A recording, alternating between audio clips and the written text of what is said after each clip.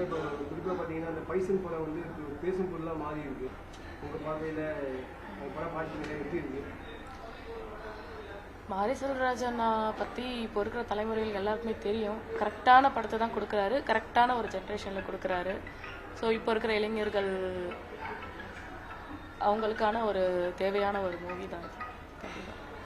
கண்டிப்பாக அது சொல்கிற மாதிரி இந்த அவேர்னஸ் ஏதாச்சும் இருக்கு? அவங்க பப்ளிக் மத்தியில் அந்த அவேர்னஸ் ரொம்ப கம்மியாக இருக்கு.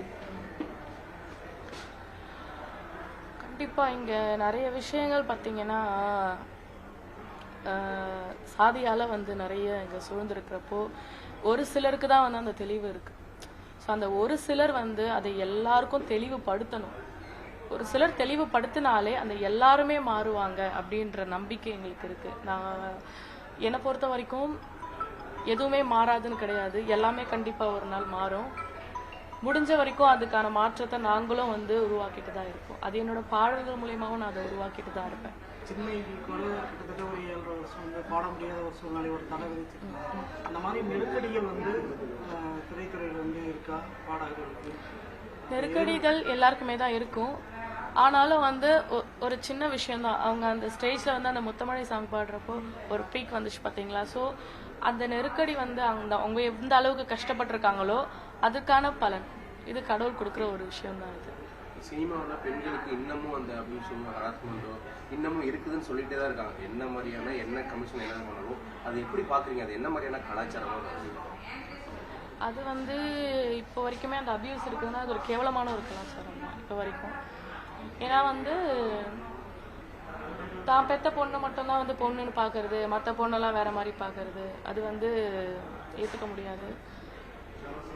பெண்கள் அப்படின்னாலே வந்து சொல்றாங்கல்ல, மங்கையராய் பிறப்பதற்கு நல்ல மாதவம் செய்திட வேண்டும் அம்மான்றப்போ, அப்போ ஒரு பொண்ணை வந்து நீங்க வந்து ஒரு ப்ராப்பர்ட்டியா பார்க்காம அவங்களையும் வந்து மதிக்கணும். இப்போ நீங்க ஒரு அம்மாவை மதிக்கிறீங்கல்ல, உங்க அம்மாவை அந்த மாதிரி நீங்க பேசுவீங்களா? அப்போ ஒரு பப்ளிக்ல பாக்குறப்போ ஓகே நம்ம அம்மா நம்ம தங்கச்சி இப்படி வந்து நீங்க அதை மனசார நினைச்சு அவங்க கிட்ட நீங்க பண்ணீங்கன்னா நல்லா இருக்கும். அதை விட்டுட்டு இல்லை பெண்கள்ன்றது ஒரு ப்ராப்பர்ட்டின்னு நீங்க அதை பார்க்கவே கூடாது. கபடியில் வந்து வின் பண்ணிட்டு வந்துருக்காங்க.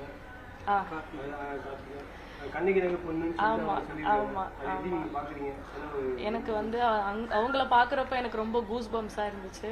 ரொம்ப ரொம்ப சந்தோஷப்பட்டேன் நான். ஏன்னா அவங்க பாக்குறப்பவே எப்படின்னா அவங்களோட அந்த ஒரு போல்ட், ஒரு கேர்ளா வந்து ஒரு கட்ஸா வந்து நின்னாங்க. அது எனக்கு ரொம்பவே சந்தோஷமா இருந்துச்சு.